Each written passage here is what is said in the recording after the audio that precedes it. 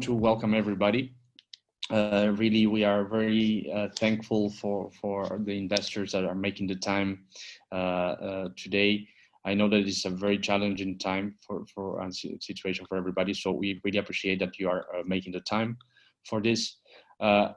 So I wanted to give you a bit of a background on why we have launched this initiative before we start on the discussion itself. Yeah. So as you know, we are living a bit of weird times, very I would say exceptional times in many countries. We even have exceptional situations where everybody is locked in, and this has had an impact also in fundraising, but in all economic activity. So for us at the European Young Innovators Forum, as we are also ourselves entrepreneurs, and with the Women in Entrepreneurship Roadshow, we decided to answer the questions the community was asking us. And so we have decided to put together a set of webinars that will try to provide expert advice and really actionable data, so that we, the community of start of the community of also of the European Young Innovators Forum, but all the tech community, we can navigate this crisis. So we have put together 3 webinars that you can see in the next slide. Today is the first one, is Talk to the Experts, Securing Investment During Times of Crisis. But we will do 2 more, next week, on how to do remote working in these pandemic times. So we'll be bringing there some very renowned expert from Slack, from Google, that will give some very concrete tips on how to organize remote working. And then on April 8th, we'll do also a crisis communications 101. It's very important to communicate during these times internally with your team, but also externally. So it's very important to get some expert advice there to be able to navigate that. So a bit on who we are on the European Young Innovators Forum. We are one of the 12 Startup Europe ambassadors from all over Europe, and we are one of the leading foundations for youth innovation in Europe, and we have been around for 10 years now, and we are very happy to have a strong community and being very much embedded into the beginnings of the European tech ecosystem. So in the particular, we have launched this program, EU Women Roadshow, where we are supporting women founders to secure investment, and by reducing this investment gap that we see today in Europe and also in the world. We have achieved some very important results in the first year, but most importantly, with a great engagement from the community. More than 150 partners, more than 55 investor speakers, 120 mentors. And so this is part also of the answer that we are given to this community, that they have been asking questions. The agenda, we have 50 minutes webinar that will be divided in 2 parts, Q&A, the panel that will last for 25 minutes.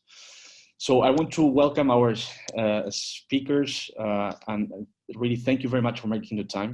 So from left to the right, so Robert Gallenberger, partner at B2V, thank you very much from connecting from Germany.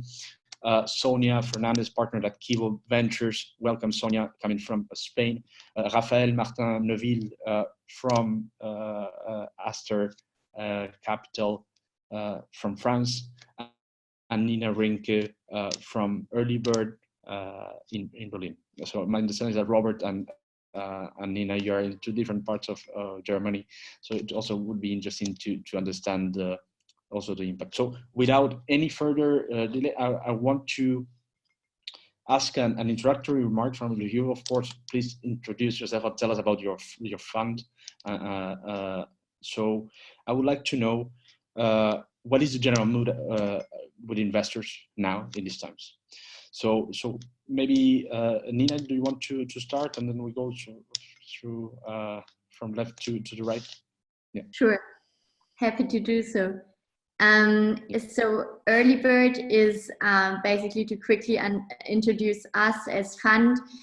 We are a pan-European fund with 1 billion or a bit more than 1 billion assets under management, 3 fund streams all across Europe with offices in Istanbul, Munich and Berlin, investing actively 415 million with 30 investment professionals, and we are out there since 1997, so already survived 2 crises before. So our partners have quite some founding partners that are still part of the firm, which is all the 4 founding partners. They have really quite some experience that they shared over the last 2 weeks with us. And that's why I hope to share some of those insights with you as well. Myself, I joined Early Bird a year ago.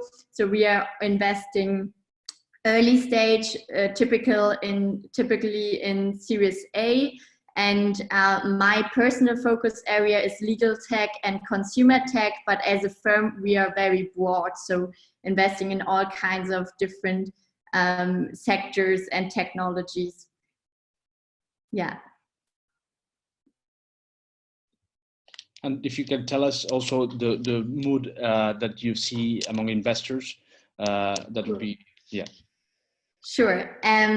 Yeah, I mean, I feel like everyone is now very much focused on portfolio work for the last 2 weeks. So myself, I was putting together a document for our portfolio companies, basically 10 pages to guide them through the means they could take commercially, but also in terms of state aid and short-time work and all kind of different means they could take to survive this crisis. And we basically try to sort ourselves, but we are still looking at deals at the same time and think that we are going to go back to work quite soon with regards to new investments as well. So I believe the mood is quite stressed at the moment, but still I think our industry can in a lot of ways also benefit out of this crisis, even though some companies will definitely suffer. Okay, thank you very much, Raphael. I'll turn to you. Tell us how is the mood in France, and of course tell us a bit about you and Aster. Sure. So hello everyone, happy to be here. Just so to introduce myself in a few words before sharing the mood at Aster and in France in general. So I'm an investor at Aster. I've been there for 1.5 years after working for about 5 years alongside with entrepreneurs in their go-to-market strategies and how they were working with large corporates in France. And at Aster, so we're a European firm. We've been around for about 20 years. So yes, I hear you, Nina. We've seen a crisis in the past as well. We've raised over 520 million euros with large corporates and industrial players over time. And we fund early stage companies that transform the way we consume, move around, how industries manufacture, and how people work together. We do that across Europe through our offices in Paris and London, but also in the US and Israel through our offices in San Francisco and Tel Aviv. The mood, well, I would say there's been a lot of shock for everyone, obviously. We did not expect a crisis to arrive in 2020, and even less expected a health crisis to arrive that way. Of course, a lot of focus on the portfolio companies. And regarding investments, I don't think it changes radically our investment focus. Obviously, there's so much uncertainty. I mean, we're used to working in uncertainty because this is our job. But right now it's just crazy. Some areas are suffering much more than others. So we need to be very attentive on that and the market timing and see how we can take decisions in that state.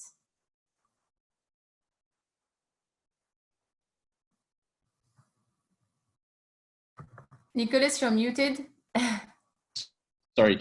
Thank you, Rafael, and very interesting to hear about the situation in France, and also keen to hear more about what are the measures that are being implemented there. Sonia, welcome. Thank you very much for joining from Madrid, if I'm correct. So please tell us a bit more about you, Kibo, and in particular, how is the situation also hitting Spain? Yeah. Yes, perfect. Thank you, Nicholas, and happy to be here with everybody. Kibo is an early stage fund. We invest in Series A rounds, primarily focusing in Spain and Portugal. We have 114 million assets under management. We're currently fundraising our third fund.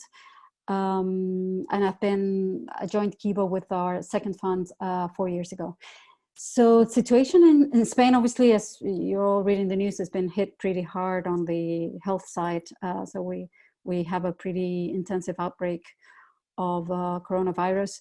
I think for companies, it's very, everybody's moving very fast. All of our portfolio companies are moving fast in terms of implementing measures to try and preserve cash as much as possible. Our recommendation to all of our companies is to try and be very cautious with cash, and also explore all the options that the governments are putting in place in terms of to help companies,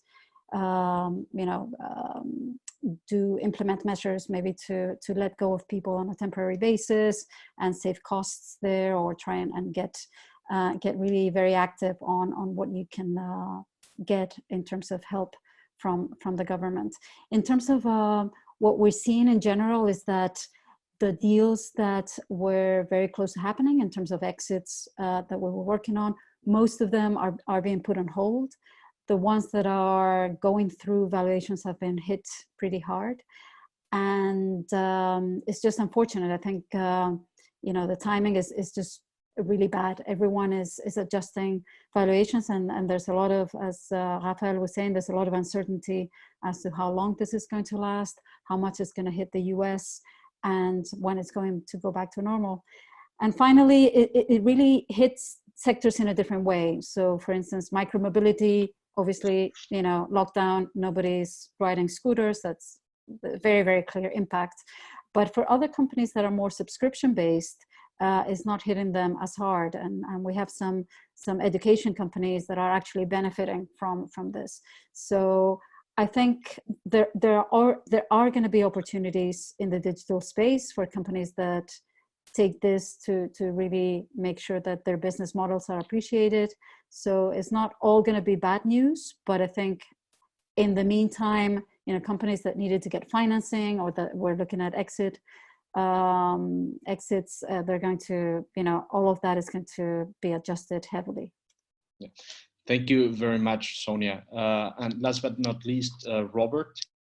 In the meantime, before giving you the floor, Robert, you have, to all attendees, you have the Q&A option where you can already start writing questions. We have a poll also that we are launching on, and that you can answer, and that can provide us some very insightful data for the discussion. Yeah, so please participate, send us questions, and participate in the poll. So Robert, last but not least. Yeah, thank you. Hi everybody. So obviously same for us than everything that was said before. Quick intro to our firm, B2B Partners. We come originally from Switzerland. We were founded in the year 2000. We were a startup ourselves because we were founded by a student team, and then the crisis 2001 hit. That's maybe one of the reasons why we're not so negative internally. We continue to see opportunity, and of course we hope to see also the quick recovery that we've seen at least in 2009. And also our firm was built during the crisis of 2001. Today we're based around 4 offices. So next to St. Gallen, Switzerland, we're based in Munich, where I'm sitting, Berlin and Luxembourg.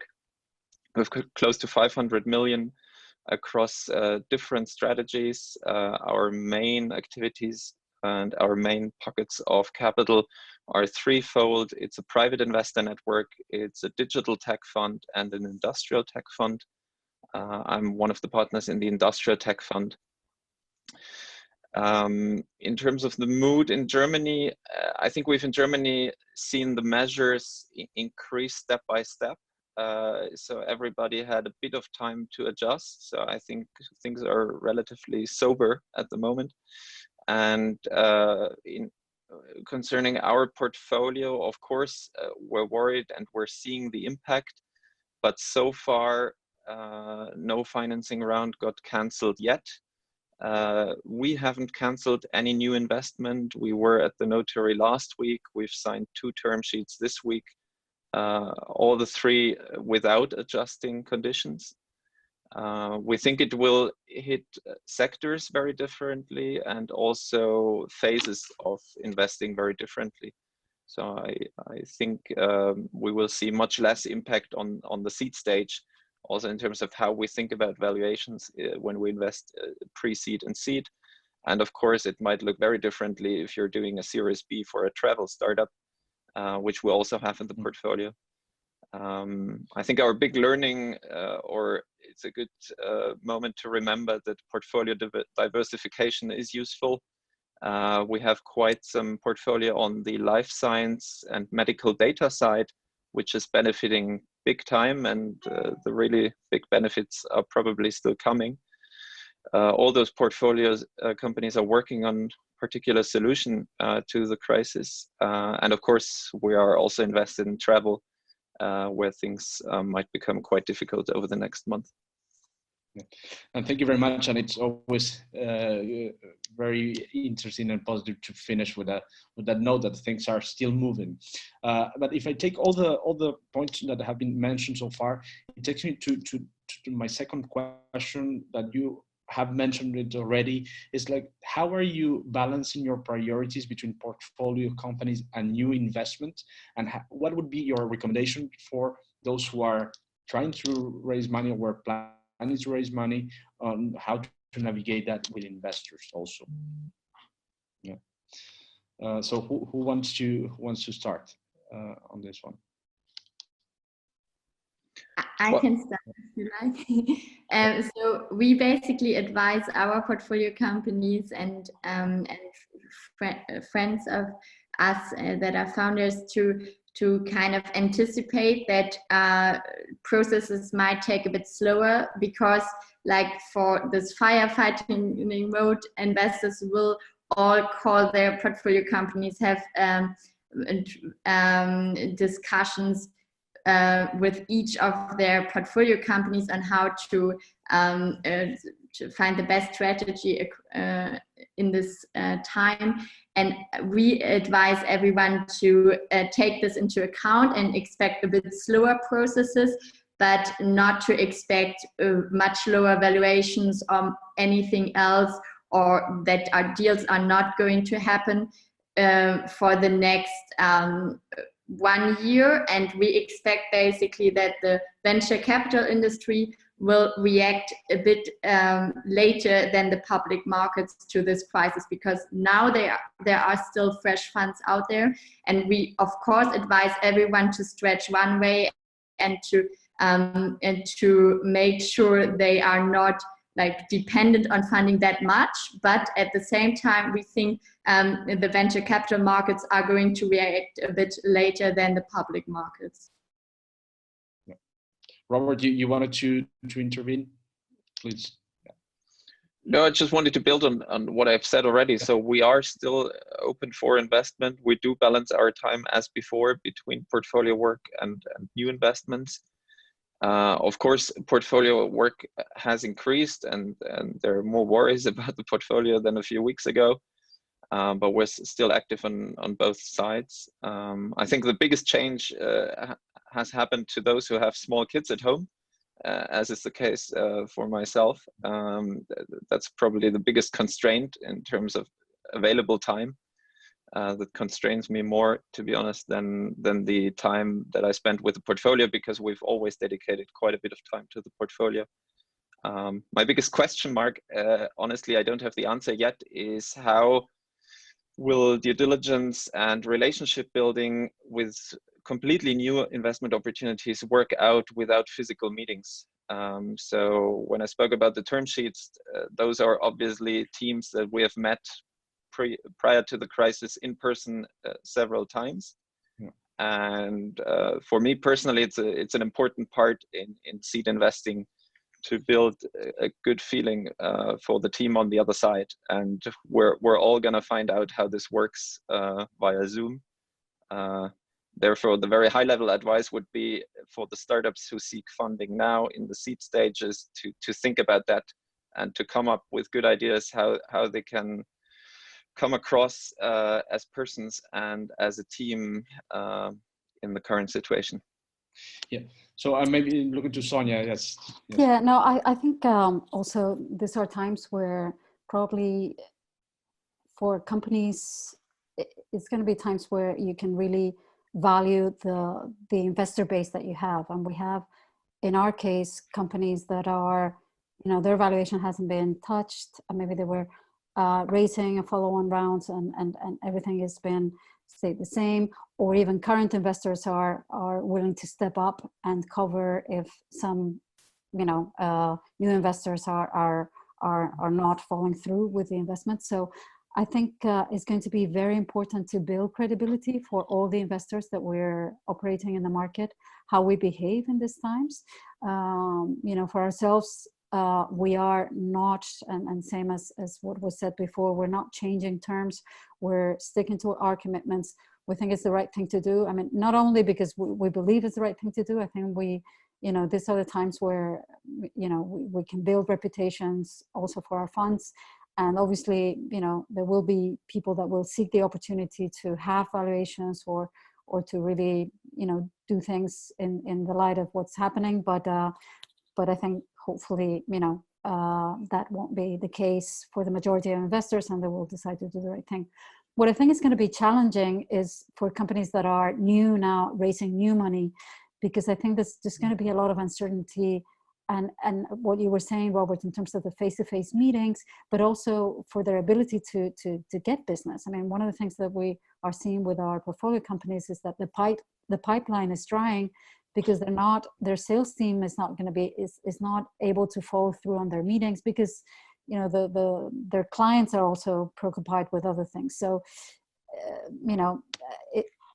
probably because all of this is very much related, it's not something that is related necessarily to any fault of the company, of the companies themselves. Probably things will go back to some kind of normality, but there's going to be pipelines that are going to dry out, and I think that eventually is going to impact valuations. So, our advice is to preserve cash, and if you can delay going to the market, delay until things are a bit more clear. Okay, that's a useful advice. And Rafael, so in terms of all these face-to-face meetings, what do you think about what has been said before? So I want to build indeed on what has been said before. I think it's extremely important for entrepreneurs in this time to not underestimate the impact of the crisis on their fundraising strategy, on their business development.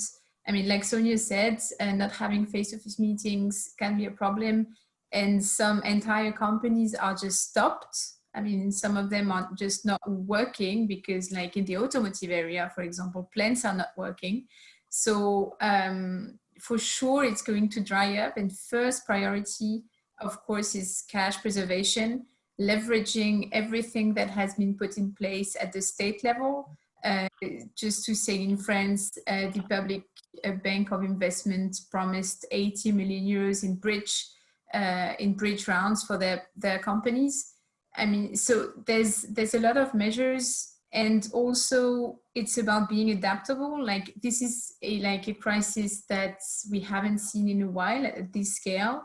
But adaptability and resilience is also the main quality that any investor is going to look for in an entrepreneur. So it may sound contradictory, but it's also a very good time to analyze the solidity, the nimbleness, and of entrepreneurs and their ability to address a market that is in crisis. So it's also a time to shine. Yeah, and that message of resilience is very, very important. I invite everybody to write your questions, as some of you have already been doing, for the Q&A that will be taken in a few minutes. I also, moving forward in the discussion, I wanted to trust you.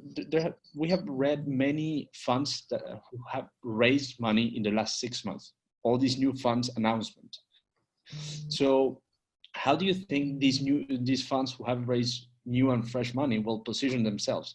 Will they keep this money to be invested in the second half of the year or in the years to come? How do you see that moving forward in the months to come? Yeah. Well, I'm not worried about those who already raised money. I'm mostly worried about those who are planning on closing their new fundraising in the 2 months to come, because these funds have hired people to deploy this new money, and basically there will be no money to deploy. Probably it's going to be postponed. So these funds are going to be in a more difficult position. For the ones that raised 6 months, I mean, there's fresh money. I'll let the rest of the panelists to confirm this, but we've all said that basically we still continue to invest, taking into account the impact of the crisis, taking into account the market in which companies are evolving as well. But I mean, it's still investing, so these funds will deploy their funds as planned, probably. I think it's maybe a bit easier for us. I think I've understood that everybody is investing early stage somewhat. I would be curious, and I don't know yet, we're about to find out how the late stage investors behave. I think for us early stage investors, it's not so difficult. This is a long-term commitment. We're analyzing long-term upside, and we're looking several years into the future. So hopefully the crisis will be overcome by then. But if you're a round B, C, D investor and invest in immediate commercial ramp up, maybe you're well advised to wait and see. First of all, to see when the recovery is happening, and is it the L-shaped or the V-shaped recovery, who knows? And second of all, also some people might be waiting to see valuations come down. So I think it's an illusion to think that valuations will stay stable on the later stage side. It would be nice for us as early stage investors, as for the founders, but I do think that later stage valuations will come down because business building and commercial ramp up will be slowed down. Yeah. Yeah. From our perspective, I mean, we're in the situation where we're currently in the midst of fundraising ourselves, and that is also a problem. A lot of the funds in Europe have public institutions investing in the asset class. So it's going to be interesting to see whether that money is still there for venture capital versus maybe other more immediate needs that the governments feel they need to dedicate that money to. So that's going to be interesting, whether the flow of funds, you know, from the likes of EYIF or other, you know, regional institutions at the country level stays as committed to venture as it used to be, and that is going to have a big impact on the ability for a lot of funds to obviously to invest. Yes, definitely. And myself, I have been talking to the EYIF this week, and they were telling me they couldn't not attend today, but I invited them, and they told me that they were preparing themselves some guidance and to work on this, so the money will not stop going into the funds and then to the companies. Moving on, maybe on the discussion, because I want to open for the Q&A. So please send us your questions on the Q&A part. Last part, before we move to the Q&A, is a question on, do you ask, or are you expecting companies to have already a contingency plan on COVID when you meet them? Is there something that is a question that you said, okay, how are you adapting to describe how this has impacted you? And is this something that you expect to have? Or is this something that it's a part of the discussion? I think as of now, we would actually expect that you have thought about the impact of your company, and depending on the industry you're in, the sector you're in a deeper way or in a high level way. So if you are a media company or gaming company, actually rather benefiting from the crisis, we don't expect adapted business plans or anything, but we spoke to companies as well in the last 2 weeks that are heavily impacted because they have a physical component in their business, and they already showed adapted business plans and strategies how to best address the crisis and also use this shutdown period for product development and so on. So they basically already show us how they try to benefit or to set themselves in the best position now. And I think this is definitely helpful when talking to investors at the moment. Yeah. Anybody else on this point? Then okay. So then I only confirmation. I think okay. by now we would expect all our portfolio companies to have some adjusted planning. And so if I start speaking to a new company now, I would also expect them to have adjusted their planning or at least thought about the impact.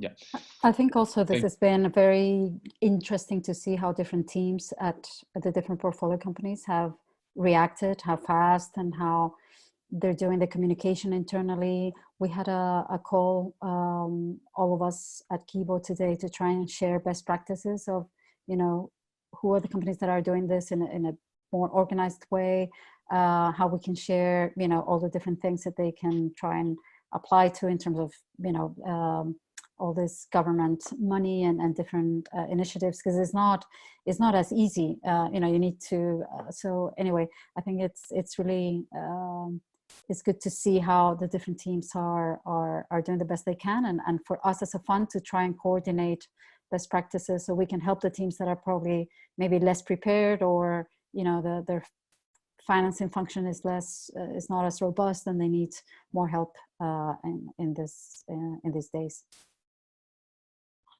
Yeah. Thank you very much. So I will open now the Q&A. We have received already some questions. Also, we have conducted a poll that we can publish the results now. So have you tried to raise money in the last 3 months? So we have an overwhelming majority, a bit like 2/3 that did not, were not planning, but 76% of our audience who were planning to raise in the next 3 to 6 months. COVID has, of course, impacted the sales and company roadmap. 80%, 21% have said no. And as we were discussing right now, have you discussed, designed, or implemented contingency plans due to COVID-19? 76% said they have. So I think that building on this, also for our speakers, we can take now the Q&A. I will be picking the questions here from the most general and to keep the flow. So continue with this COVID part. We have one that said, are you adapting your investment strategy to include startups focused on COVID-19? Yeah. And I will take another question at the same time. So COVID-19 one, and then in the state of crisis, do you think that companies that are social and climate friendly business models are more attractive than ever? Do you think that this has an impact into that or not? Yeah. So who wants to Rafa? Happy to start on entering on this one. So first of all, I think we should not forget that all investors have contracts and commitments with their LPs into their investment strategy and investment scope. Yeah. So I will be able to talk with everyone, but we cannot change that overnight, obviously. So, I mean, for example, Aster, we're not doing health tech at all. We would not be able to look at health tech companies, even though they would provide a magnificent answer to the current health crisis. Regarding social and climate friendly businesses, as long as this is in the investment scope of a company, I do believe that the crisis has some impact on society, on markets, on expectations from people, and it's going to be long term. I mean, we cannot be sure for now, but I do believe that impacts such as people wanting to travel less or to have a better positive and social impacts on their environment will be more and more numerous. So this is a market trend like another market trend would be, and this would drive investment like another market trend would drive investment. So yes, I believe it will change. Thank you, Rafael. Who wants to take this question on COVID, and are you investing more, or have you decided to take an active role there or not? And are you focusing now on climate and clean tech companies? I mean, Nina, do you want to? Regarding the last question on the climate tech component, I mean, we have decided to do so already 2 years ago, started a practice group for climate tech investments, and there we heavily focus on combining both, like unicorn potential and impact on climate. So we try to find businesses that still fit in our investment scope. As Rafael said, we can't switch what we promised to LPs to have the best financial returns, but at the same time, our partners are very, very concerned about climate change and really try to find businesses that take this step and that try to find a solution when at the same time being a business and having an economic vision as well. Yeah. So I think this is nothing that was kind of affected by COVID, but this has been done before already. Yeah. And fully agree on Rafael. I think even though sometimes you would like to switch, kind of you have those promises to LPs. Thank you, Nina. And I'm moving to next question so we can take also. I have many questions on the opportunities that this crisis is bringing. And I think this is very important. So first one from Thomas, he's asking what overarching opportunities do you see despite the current crisis? And I see another one from Felipe Hernandez. Which sectors do you think that will be the biggest winners after this crisis? And how do you think that the new measures will impact their valuation? So maybe Sonia or Robert, if you want to start, Sonia. Yeah.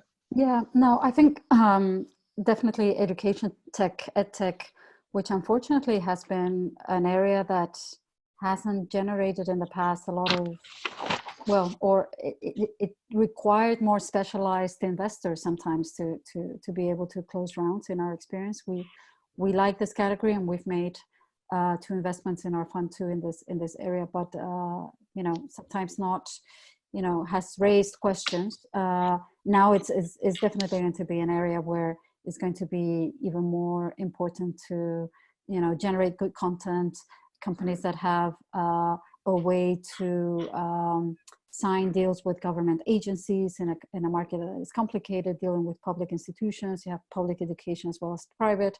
So this is going to be a sector that is definitely going to benefit from this. I think in general, subscription-based models are going to be good. People need to continue to consume content online. So any content-related companies that are subscription-based will not suffer as much. And then in terms of consumer goods, well, you know, I think there's going to be more interest in consumer goods that are more. People will want to know more, you know, the content of the things that, you know, in terms of facial creams or beauty. It's just going to be a very a more awareness in terms of, what is, where is this being made? What are the components? So the companies that are really paying more attention to this and can successfully market this online, I think there's going to be, winners in these categories as well. Yeah, thank you. So online marketing is starting to play an even more important role. So Robert, what do you think the winners and of this crisis could be? I can add a few examples from our industrial tech portfolio of where we see positive signals. So obviously on the health data side, which is an area we're actively investing already since years, we see a lot of upside to share and use IT systems to collect medical data and do statistics across hospitals, real world evidence, etc. We see positive signals on the 3D printing side. I think there will be a push for partially more local supply chains. And supply chain in total is a good area. We're invested in solutions for supply chain transparency, replanning of supply chain issues, risk assessments of supply chains. I think awareness for that has obviously increased. Nina, Rafael, do you want to comment on this one, on where you see in Berlin and in France opportunities coming? Yes, I mean, we heavily look into the esports and gaming at the moment, and that's a sector we believe will benefit out of the crisis, as well as content and media companies where we already invested. We see that they expect also to benefit. For example, Curio, which is an audio journalism company, we recently invested, or OneFootball, that are impacted in the short term, but in the long term will benefit again, as providing basically football games and community on mobile.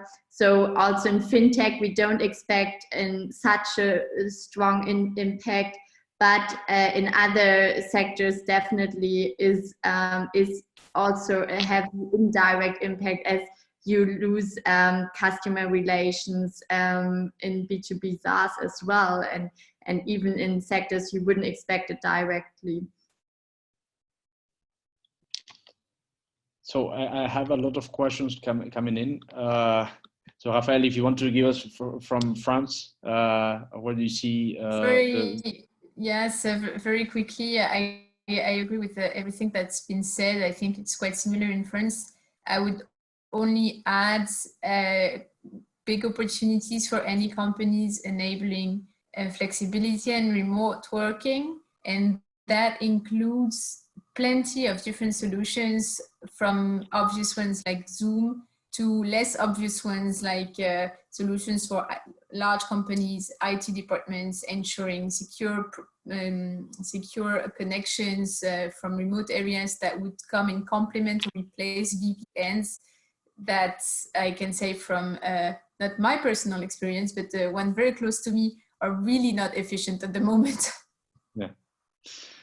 No, so and thank you for that. So moving on in the discussion. So I have another question from Romana Ibrahim from Portugal, and she's also a member of the WARE alumni. So she has an insurtech company, Keep Warranty. She was planning to start fundraising, but how to go to and start this process in this very unstable moment? What is your advice? They said, if I need to start now, how should I start? And in particular for the insurtech area. I think I can answer this one, maybe. Yes, please.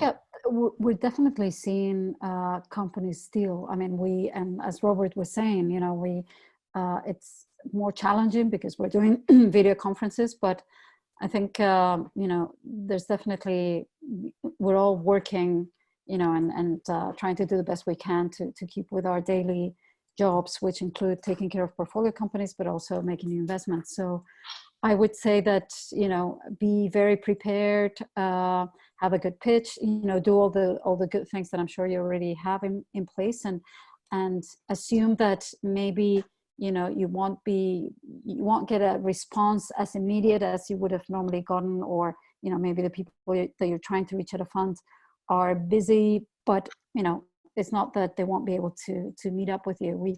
We keep on having calls with deal flow companies, and this is not going to stop our business altogether. So expect some delays, but carry on as you would if you were trying to do it face to face. That would be my recommendation. Yeah, and definitely. maybe to add, maybe to add, I think warm introductions are more helpful than ever. So if you manage to get a warm introduction to someone, this face-to-face barrier can be a bit lower. Yeah, definitely. And this is also linked to another question that we received from Susanna Repasi from Hungary, I think. Without events, how could I ensure I am being heard and listened? Sending one-pager emails seem ineffective now. So if Robert or Rafaela, you can also include this question, would be good. What is your advice for companies starting to fundraise? So on the specific question, I think cold introductions and sending one-pagers through email has never been the most efficient way to reach out to someone. Probably, I'm not even sure it's less efficient today, because basically everyone is behind his computer, so we're all checking our email even more than before. So I agree with Nina. Warm introductions are always recommended. And also there are a few, and more than a few, many initiatives to kind of replace events, such as this one, for example, but also other accelerators holding webinars. And again, yes, also some initiatives like SISTA in France, an association to bridge the funding gap between men and women entrepreneurs, holding office hours, like I like to call them home office hours, for investors to dedicate some time to the entrepreneurs raising funds currently. Robert, you wanted to intervene on this point? I think I've not that much to add. I think it's very similar to before. You need the same things than before. You should have a good answer on what this crisis means for you. And as before, you need to find your way to get heard and to build a relationship, thinking that it goes both ways. So you want us to listen, we want to hear you. So we're facing the same problem, and we'll find solutions to overcome that. If you had already started to build relationships with some investors, I would probably start there with people you have met in person already, because it's easier for you, it's easier for them. And with new approaches, we'll all need to find a way. So we're working on the same problem. Thank you, Robert. So I will take two last questions so that I have here. So one is about the impact on the crisis in the health tech and med tech startups. Do you think that we will see more health tech and med tech funds and investing? Companies appearing and funds investing, and also another one related to verticals. And I know that Rafael, you mentioned that. What do you think will be the impact on the automotive sector startups, if this is also an opportunity for them to shine and provide solutions?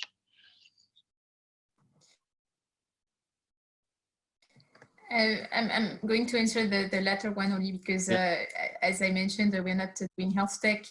Automotive is very difficult right now. Focusing on extending the runway and developing the products, I think is #1 priority. I mean, I believe that in maybe a few months, and no one can tell how long it will last, it could be up to 18 months to go back to a fully normal situation. the automotive sector should go back to normal. I don't believe that people will just stay in their home forever. Yeah, I mean, for now, for sure, it's a difficult time in this area. I can take the question on the life science side on a high level, given we also have quite a few portfolio companies in that area. I think as before, if the awareness for opportunities grows, then more investment comes. So if this crisis proves to highlight that some of the addressable markets are larger than people thought, that the budgets are being increased, then yes, logically more investment should flow into this as people see the opportunity. And I think we also will be watching if there are big successes in our portfolios. If this crisis is the trigger for big successes on the life science or medical data or digital health side, then we will be looking for more deal flow in that area, and probably more funds and investments will happen there. Yeah. So just to conclude, because we have arrived to the end, and I will take two questions in one. Hello? Yeah. Okay. Yes. So two questions in one. What will change in terms of the VC business model after the recovery? This is a question that we have received. And so how do you position also your fund in this crisis? And what is the final message that you want to give to all the attendees that are here in Zoom? But I also I'm told that we had more than 60 people on the YouTube channel watching. So what would be your message in terms of what has changed, or what will change in terms for the VC's business model? I think you know, innovation is going to be even more critical under these uncertain times. And I think innovation typically comes from startups. I think they need to have access to funding. I think the venture business plays a tremendous role in really finding the companies that are going to be the innovators, that are going to find, you know, the communication tools that allow us now to have this video conference, for instance, and that needs to continue even more. So I don't really see a fundamental change. I do hope that, you know, most of the VCs behave in a good way during this uncertain times, and really support their portfolio companies in as much as they can, and behave, you know, in the way that they stick to their previous commitments, and they build their reputations. And I think you know, the industry should carry on, and as it has been, because you know, it proves that it's a way to really fund the businesses that are going to be critical for us to move forward in many different industries. Yeah, I would add that. Please go ahead, Robert. I would add that the situation is obviously a stress test on many levels. So I'm not sure yet that I see a fundamental change of the model we're working on, or the structure of the market, but it's a stress test for the relationships in that market, and that goes between VCs and founders, that goes between VCs and their existing portfolio management teams, and it goes also between VCs and their sources of capital, the LPs. So some of these relationships will be reinforced, and there will be even more trust built, and hopefully only a few of those relationships will suffer. For us specifically, it's a big, or we're monitoring closely how the corporate world will react, how much their cash positions will suffer, and to what extent they might be cutting down on the many activities around VC investing, especially industrial companies have built up over recent years. They're an important force in our side of the market of industrial startups, and we hope that they can continue to keep their commitments, and that they will continue to be present and recognize that this drive for external innovation needs to be a long-term game. But honestly, it's also not a given. If they're shutting down and if they're short on cash, there will be CFO decisions that cut down on non-core activity. So we'll see. Thank you, Robert. So Nina, please, and then I will go to Rafael to conclude. Yes. Sure. Yeah, I fully agree with both of you, Sonia and Robert, and I also think that this crisis might even drive digitization, many workflows and industries, and we hope to, or we try to see this as an opportunity in lots of ways, and I also believe that this doesn't change the VC industry fundamentally, but I do think the bar of raising money at the moment and in the short term will be a bit higher. Nevertheless, our last funds have been very successful during this crisis, and we believe lots of startups can really benefit out of it if they address it. Thank you, Nina. Just as a very short conclusion, let's not forget that the 2008 crisis actually saw the most well-known digital platforms out there raise their first funds. So crisis is always a good time to innovate. This is not the first crisis the economy is facing. It won't be the last. So, I mean, we have to show resilience and we'll overcome it. I believe that the ones who will go out of it will go out more stronger than ever. And thank you, Rafael, for this positive note. Thank you very much, Nina, Rafael, Robert, Sonia. We still had some questions that could not be answered, but thank you very much for all of you who joined us online, who joined us also on YouTube. It was the first webinar that we organized. I'm happy also personally that it went well, technically speaking. Next one that we will be organizing will be about remote working and how can you organize yourself during these pandemic times. Thank you once again, Sonia, Rafael, Nina, and Robert. Thank you to all of you for participating. If you want to connect with the EYIF, you can connect with us online on our social channels and join the newsletters. Thank you very much. Thank you for your time. The community really appreciates it, and let's keep in touch. Thank you. Thank you very much. Thank you. Bye-bye. Thank you. Bye.